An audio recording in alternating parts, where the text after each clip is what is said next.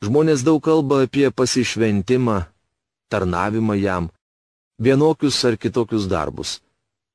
Tačiau svarbiausia gyventi bendrystėje su Kristumi, kad jūsų džiaugsmui nieko netrūktų. Tuomet mūsų liudijimas bus efektyvus. Bėda ta, kad dauguma žmonių nori pasiekti rezultatą, bet pamiršta apie priemonės. Priemonė šiuo atveju yra bendrystė su viešpačiu Jėzumi Kristumi. Visa kita - šios bendrystės vaisiai. Man gyventi Kristus, o mirti reiškia išeiti pas jį. Dabar mes galime suprasti, kodėl Pauliaus nejaudino jam skirta kritika. Neįmanoma pakenkti žmogui, kuris gyvena bendrystėje su Jėzumi Kristumi. Ką galite jam padaryti? Žodžiais man gyventi Kristus, o mirti laimėjimas, išreiškiamas krikščionio gyvenimo tikslas. Ne vien mūsų kalba, bet ir gyvensena turėtų pasitarnauti Kristaus Evangelijos labui. Labai svarbu, kad tikintys, garsindami Evangelijos žinią, būtų vieningi. Jei bažnyčia atliktų savo vaidmenį pasaulyje, pasaulis klausytųsi jos skelbiamos žinios. Krikščioniško gyvenimo pavyzdys. Krikščioniškas gyvenimas negali būti grindžiamas mėgdžiojimu ar kartojimu. Dažnai girdžiu žmonės kalbant apie sekimą Jėzumi, tačiau jų darbai netitinka žodžių. Tuomet noriu paklausti, ką jie turi omenyje tai sakydami. Ar tie žmonės bando mėgdžioti Jėzų?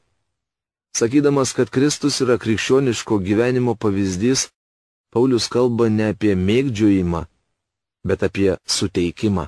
Tai reiškia, mūsų nusistatymas turi būti toks kaip Kristaus, o tai įmanoma tik Dievo dvasios galia. Mano bėda ta, kad esu stiprios valios žmogus, linkęs vadovautis savo norais. Tačiau kas kart tai darydamas suklumpu. Tuomet sakau, viešpatie, dabar esu pasirengęs leisti veikti tau. Nuostabu, kai jis eina priekyje.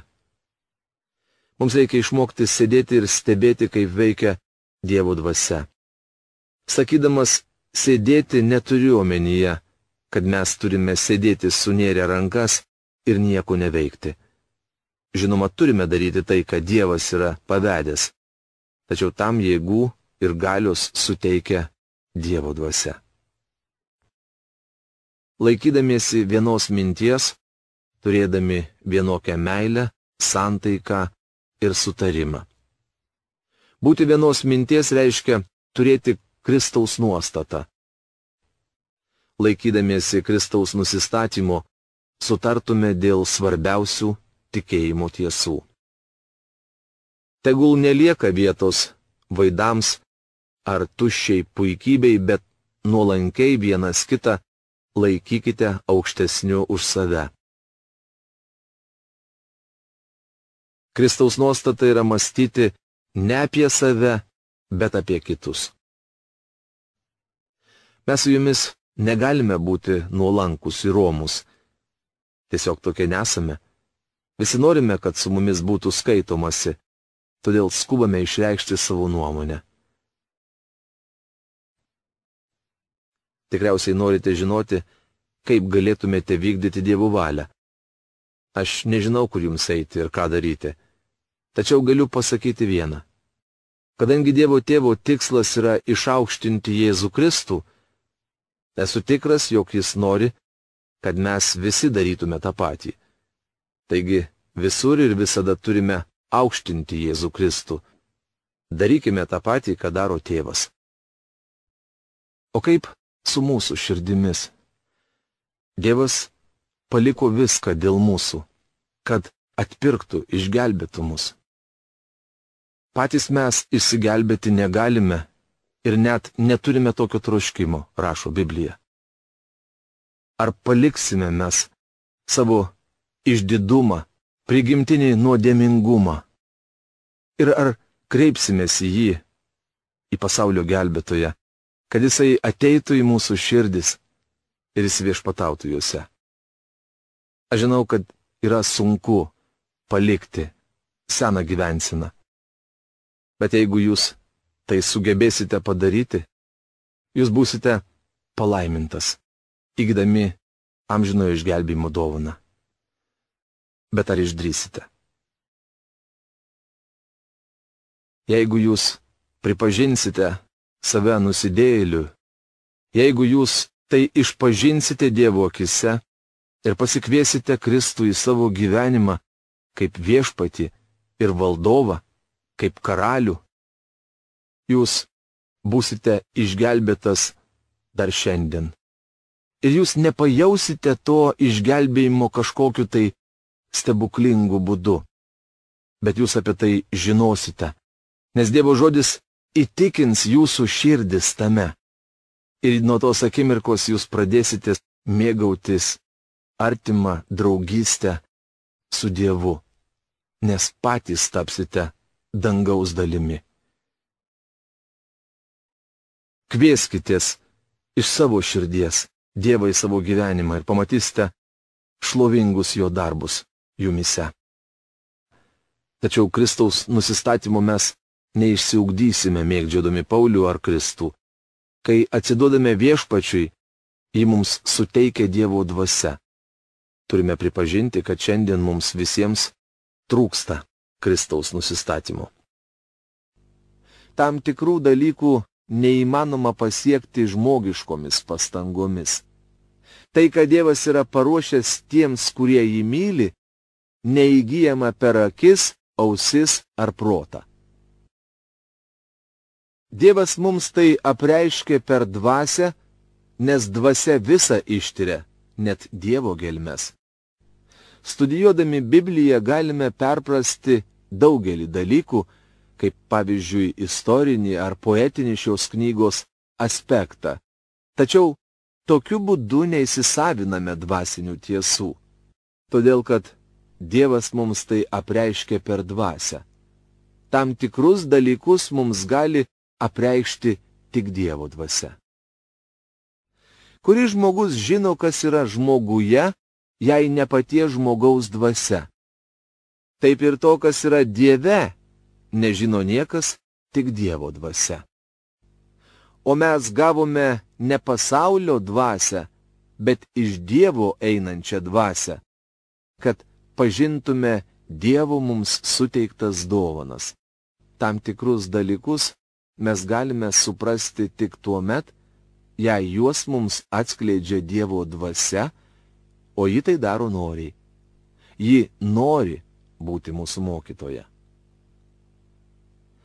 Apie tai ir kalbame ne žmogiškosios išminties išmokytais žodžiais, bet tais, kurių išmokė dvasia, dvasiniais žodžiais aiškindami dvasinius dalykus. Deja, juslinis žmogus nepriima to, kas ateina iš Dievo dvasios. Jis tai laiko kvailyste ir nepajėgia suprasti, kad apie tuos dalykus reikia spręsti dvasiškai. Anot Dievo, juslinis žmogus kvailyste laiko žinią, kad Kristaus kryžius atneša išgelbėjimą. Jam tai paprasčiausiai atrodo nelogiška ir nepajėgia suprasti. Viešpats Jėzus kalbėjo, kai ateis toji tiesos dvasia, ji ves jūs į tiesos pilnatvę. Ji nekalbės iš savęs, bet skelbs, ką bus išgirdusi ir praneš, kas turi įvykti. Ji pašlovins mane, nes ims iš to, kas mano, ir jums tai paskelbs. Kasgi yra suvokęs viešpaties mintį, kad galėtų jį pamokyti? O mes turime Kristaus išmonę. Dvasinis žmogus yra tas, kuriame gyvena šventoji dvasia. Jis Dievo vaikas. Dvasinis žmogus supriešinamas jusliniam žmogui. Jis suvokia dvasinės tiesas, tačiau lieka nesuprastas juslinio žmogaus. Dievo dvasia negali atskleisti mums dvasinių tiesų, kol mes neturime Kristaus nusistatymo. Juslinis žmogus yra Adomo palikuonis, gimęs į pasaulį su nuodėminga prigimtimi, linkusia daryti piktą. Iš tikrųjų, nieko kito juslinis žmogus ir negali daryti. Net darydami gerą, mes vadovaujamės abejotinais motyvais. Tapę tikinčiaisiais turėtume nuolat ištirti savo širdį, ar nesivadovaujame abejotinais motyvais, stengdamiesi tarnauti viešpačiui. Paulius sako, jog juslinis žmogus nepriima to, kas ateina iš Dievo dvasios. Jis tai laiko kvailyste. Neseniai savo pašto dėžutėje radau atvirą laišką nuo politiko atstovaujančio mano regionui Vašingtone. Perskaičius jį, susidaro įspūdis, kad tas žmogus ketina sykiu įkurti utopiją ir tūkstantmetę karalystę. Jis kuo puikiausiai gali išspręsti visas pasaulio problemas. Savaime suprantama, opozicinė partija stokoja šiam vyrui būdingos išminties ir pažinimo. Perskaitęs laišką, labai nusivyliau. Žinau, kad jį parašęs politikas negali įgyvendinti to, ką žada, bet to suprantu, jog jis yra juslinis žmogus, visiškai nesigaudantis dvasinėje sferoje. Jo nedomina dvasiniai problemų sprendimo būdai. Politikas manosi žinąs, kaip spręsti narkotikų ir savivalės klausimą, tik žinoma nedvasiniu būdu. Tas vyras apie dvasinius dalykus nutuokia nedaugiau už šlaite besiganantį ožį. Prieš daugelį metų Gladstonas yra pasakęs, kad geras valstybės veikėjas žino, kur link suks Dievas per artimiausius 50 metų.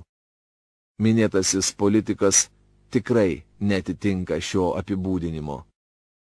Tiesą sakant, negalime tikėtis daug iš juslinio žmogaus. Jis pasakys jums, darau geriausia, ką galiu. Ir tai, ko gero, bus tiesa. Kita grupė – dvasiniai žmonės. Paulius sako, kad dvasinis žmogus gali spręsti apie viską, tai yra supranta dvasinės tiesas. Kadangi jis turi dvasinės įžvalgos, lieka nesuprastas pasaulio, mat juslinis žmogus paprasčiausiai nesuvokia, kodėl dvasinis žmogus elgiasi taip, o ne kitaip. Štai kuo skiriasi dvasinis ir juslinis žmogus. Pastebėsite, kad vienas yra vienoks, o kitas kitoks dėl santykio su Biblija, Dievo žodžiu. Dvasinis žmogus supranta Dievo žodį ir pripažįsta jo svarbą.